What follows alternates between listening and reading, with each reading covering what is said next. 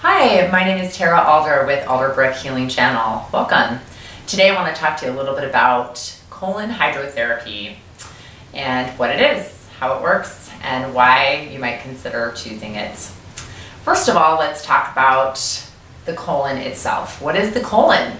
The colon is also referred to as the bowel, right? We have our bowel movements. It's also referred to as our large intestine. It's got a larger lumen than, say, for example, the small intestine that has a more narrow lumen, okay? It's the last 5 feet of the digestive tract. So if you can imagine, the digestive tract begins in your mouth where you ingest food, and it goes then down your esophagus, into your stomach, into the small intestine. I think that would be better named the long intestine because that's approximately 20 to 23 feet long. Then the final 5 feet of the digestive tract is what we refer to as the colon, okay? The colon, the bowel, or the large intestine. Well, what is the colon's functions, or what are the functions? The colon functions to absorb liquid and form stool so that it can be thoroughly evacuated. When the matter enters into the colon, it's over here on this right-hand side. So if you were to find your right hip bone and move your in towards your navel a couple finger widths, that's going to be about where the small and the large intestine meet. That's considered the cecum portion of your colon. The last phase of your small intestine is called the ileum. And so the cecum joins with the ileum at the ileocecal valve. The valve opens up and the contents from the small intestine release into the cecum of the colon, okay? The contents are generally liquid. That is, of course, if you've chewed your food thoroughly, it's been mostly digested. Most nutrients are absorbed in the small intestine. So this liquid comes into the cecum. It gets inoculated by the appendix. All right, so if you can find your ileocecal valve a couple finger widths in towards your navel from your right hip bone, down from that a little bit is ideally where the appendix is going to reside. This is a really good thing to be aware of because if you know that your appendix is on the right-hand side, you might consider getting help right away if you have a concern with something on the right-hand side. Appendicitis is very common in many countries. It's inflammation or infection in the appendix. And if that inflammation or infection causes excessive pressure, the appendix could burst or rupture, causing what we call appendicitis. That can be a fatal issue. You want to get help right away if that's going on. Usually you're going to have fever and nausea associated with it, but not always. And potentially you could catch the problem before it gets to that extreme by getting help right away. So I tend to tell my clients, if you're concerned about something on the right-hand side, get it checked out right away. We also know our gallbladder is located on our right-hand side. It's up here on the opposite side of your chest as your stomach. And your stomach's going to be on your left, mostly protected by your rib cage, and your liver's going to be then mostly on the right.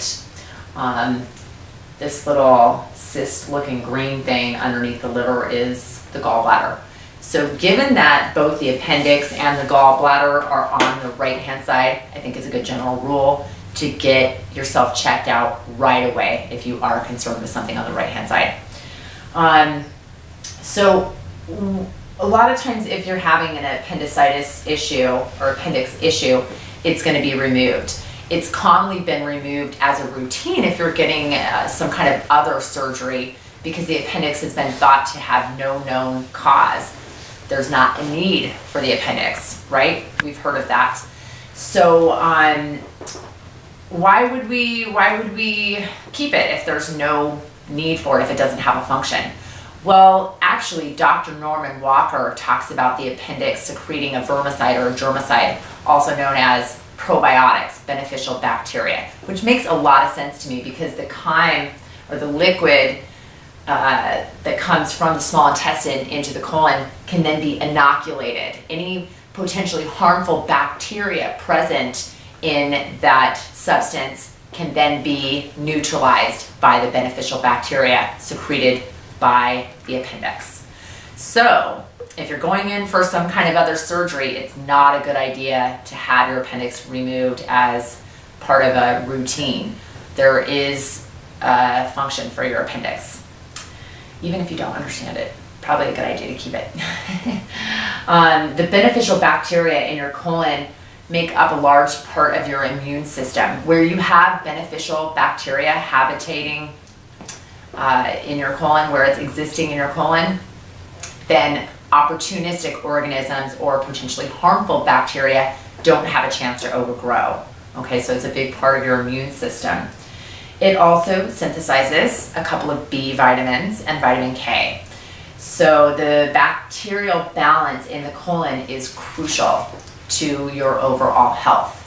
We get a condition that is referred to as dysbiosis, which is a fancy term for an imbalance in the internal ecosystem within your digestive tract. And what that means is that we might have more not so beneficial or potentially harmful bacteria than the good bacteria, the beneficial bacteria, friendly flora or probiotics. And so that dysbiosis is a reversal in the bacterial balance, where we have maybe 80% not so good to 20% good. Ideally, you want to have 70 to 80% beneficial bacteria and maybe only 20 to 30% of the potentially harmful. The ecosystem within the colon is interesting. We do have bacteria like E. coli and Salmonella. That's a normal bacteria in a healthy colon. It's just when those things become overgrown, when it becomes problematic. We also have Candida. It's a fungus or a yeast that is naturally occurring in a healthy colon. It just so happens to be a very opportunistic organism. It's strong. It will overgrow when given an opportunity. So that's when people get candidiasis or systemic candida. Their candida is overgrowing. And when we take things like antibiotics, then the opportunistic organisms have room then to overgrow when we kill all the bacteria. Antibiotics don't know the difference between good bacteria, beneficial bacteria, or harmful bacteria, so it just kills all the bacteria. So anytime you have to take antibiotics, you really want to consider supplementing with beneficial bacteria with a probiotic. And of course, you can find on the market many varieties of probiotics that you can take orally, and commonly those are going to be great taken directly into your colon as well as orally. When we take things orally, it's got to bypass the acid in the stomach, which of course the acid in the stomach is there to kill any potentially harmful bacteria, right? As well as it plays a role in activating pepsinogen and pepsin, which begins the chemical digestion of proteins. We'll talk about that at a later date. So when you're taking the probiotics orally, it's not all going to live through the hydrochloric acid of the stomach. So ideally, you want to actually add it directly into your colon. And colon hydrotherapy is a great method of hydrating the colon, cleansing its contents, and then giving your body an opportunity to rebalance itself, creating a healthy environment. And once you've cleansed your colon thoroughly, it's beneficial to go ahead and add beneficial bacteria, probiotics, directly into your colon. So let's see, have a little understanding about this part of the colon. The colon ascends on your right-hand side, so it's working up against gravity. How does that work out? Doesn't gravity usually just pull everything down? Well, the colon is a muscle, like the rest of your digestive tract. It's a long, hollow, tubular muscle. In this case, approximately 5 feet long. Kind of interesting how 5 feet can be compacted in this little tiny abdominal area. So the muscles expand and contract, and they force the contents, that liquid substance, up against gravity, going up the ascending colon. Makes its way around a corner just underneath your liver, which is what's called the hepatic flexure. And then it traverses across your transverse colon. All right? About midway through this transverse colon, the contents are becoming more solid. So as the colon is expanding and contracting, it's absorbing some liquids and forming the stool we're going to recognize when we defecate. We've got various types of peristalsis that occur in the colon, And on this portion of the colon, on this right-hand side, we have a very unique type of peristalsis called anti-peristalsis. That's actually where the colon muscles will expand and contract and force the contents back down towards your cecum for more absorption of liquids.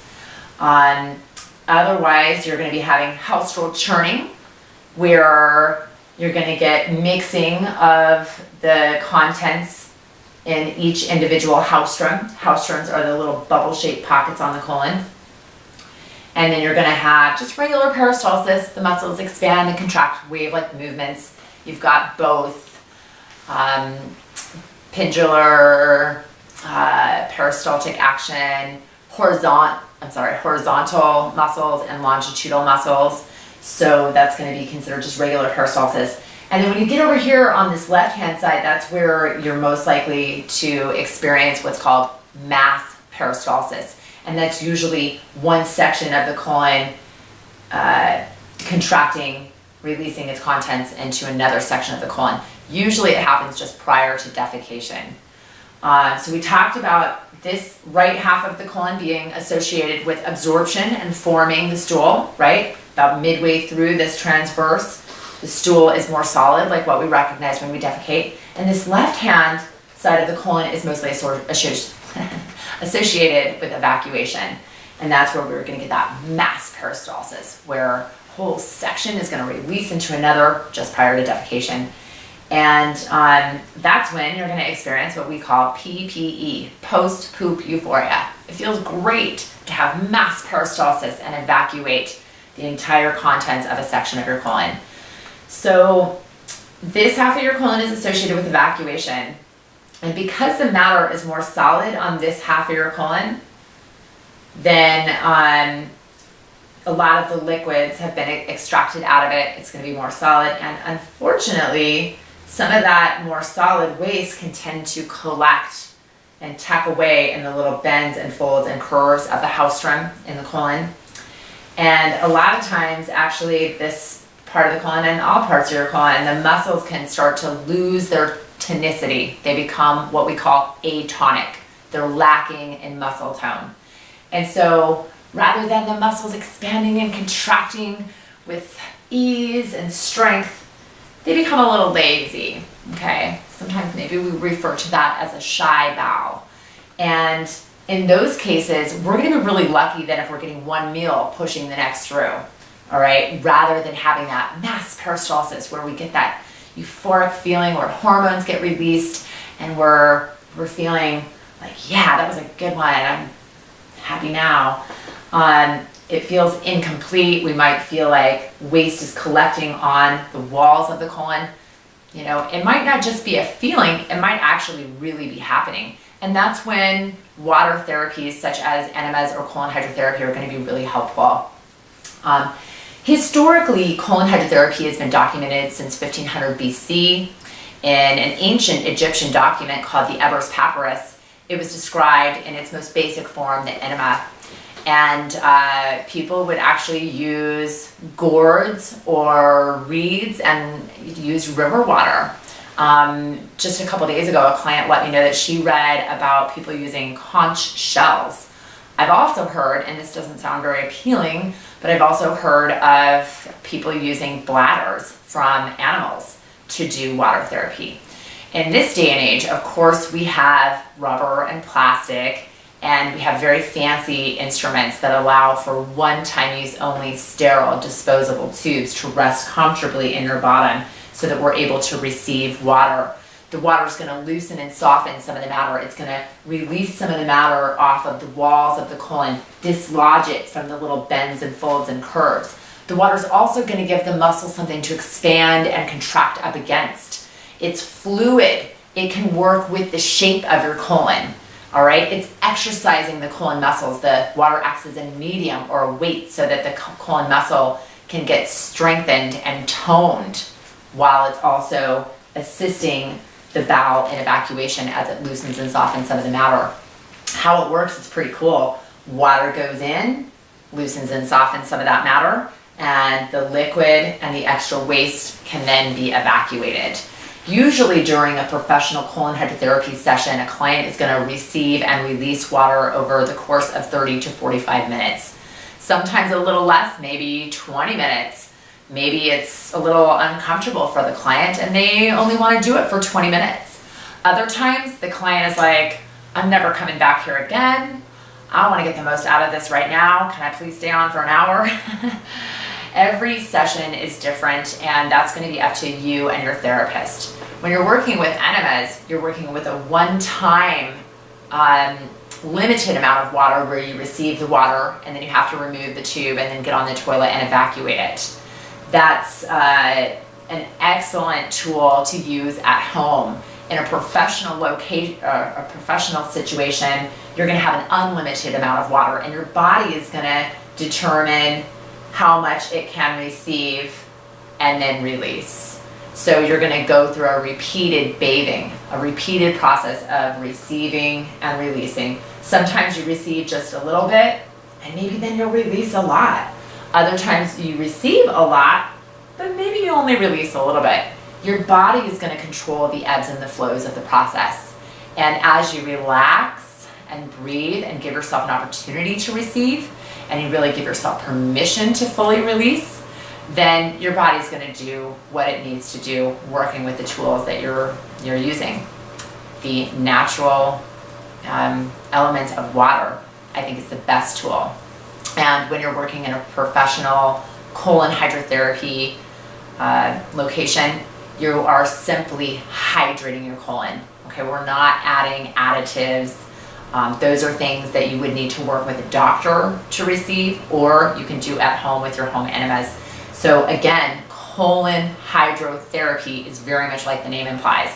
We are simply hydrating your colon. Okay, we already know what the colon is. It's the bowel, the large intestine, or the colon. It looks like this on diagrams. Okay, it looks kind of like this if you actually were to get x-rays. These are x-ray replicas of people that were in seemingly good health. I do collect x-rays, and I've seen that there are many, many, many contortions in the shapes of people's colons. But ideally, just imagine that yours looks like this, okay? So the hydro part of colon hydrotherapy is simply purified water. We're not using additives unless they are prescribed by a physician and you're working under direct physician supervision, or unless you're doing something like that at home, which is a great idea. Check out my enema videos.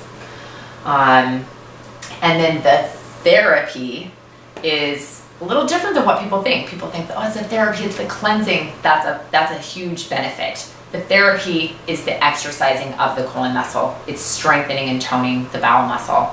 So it's kind of like you're taking your colon to the gym. Because the colon is absorbing a lot of liquids that feeds every cell in your body, it's almost like you're giving your body an opportunity to rejuvenate every cell in your body. You can see by this digestive system diagram, you've got your hepatic portal system. These blue vein-looking things are what we call the hepatic portal system, and that is actually receiving liquids from your bowel. Okay, it's going to your liver to detox. What your liver detoxes might get stored in your liver or in your gallbladder, and otherwise it gets sent to your heart and then to be pumped through to every cell in your body. You can see by this arterial supply system diagram down here that you've got quite a few connections from your arterial supply to your bowel. That is where the blood and the fluids of the body are going directly to the bowel. So quite literally, when you are doing a colon hydrotherapy session, you are not just hydrating and cleansing the bowel. You are potentially hydrating and cleansing every cell in your body, every organ, every system. It is an awesome therapy. I highly recommend it. But of course, only under physician prescription or referral. When you're working in America, you are working with prescriptive medical devices, and so you want to work with a therapist that is certified by the International Association of Colon Hydrotherapy, or somebody that's a medical doctor, or somebody that's working directly under either a medical doctor or a naturopath. Let's see. Did I cover all the topics? I think that's it.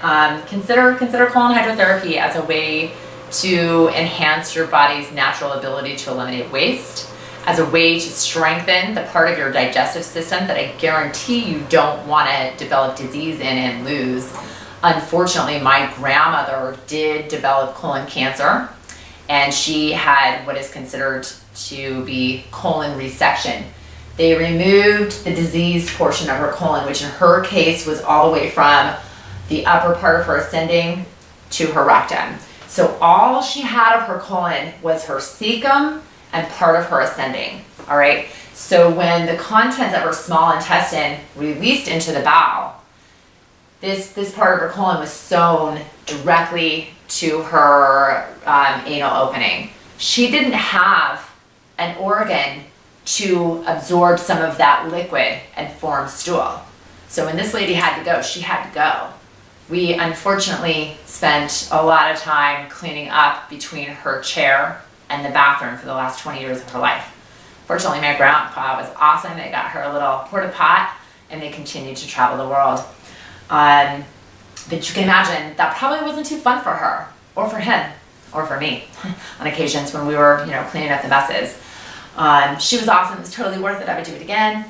But if that was avoidable, maybe by having greater hygiene, muscle tone, and intestinal integrity, maybe some better ecosystem balance in there, maybe that could have been avoided. Maybe not. I don't know. I'm not licensed to say.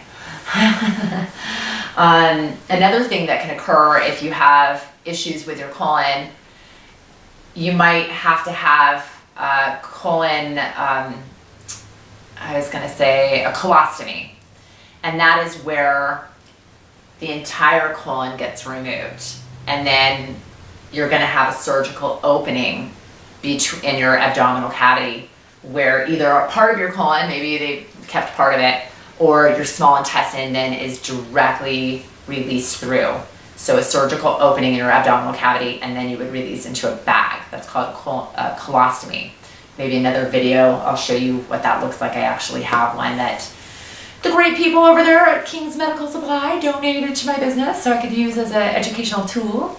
I use it as a scare tactic. I'm like, don't get this, come see me. But of course, I cannot make any claims saying that this is going to prevent that because, realistically, that's just not, it's not realistic. I don't know for sure what can prevent colon cancers, but I'm guessing getting regular colon hydrotherapy, eating a diet that's very high in water, enzymes, fiber, and living foods, beneficial bacteria, those things can only contribute to your health.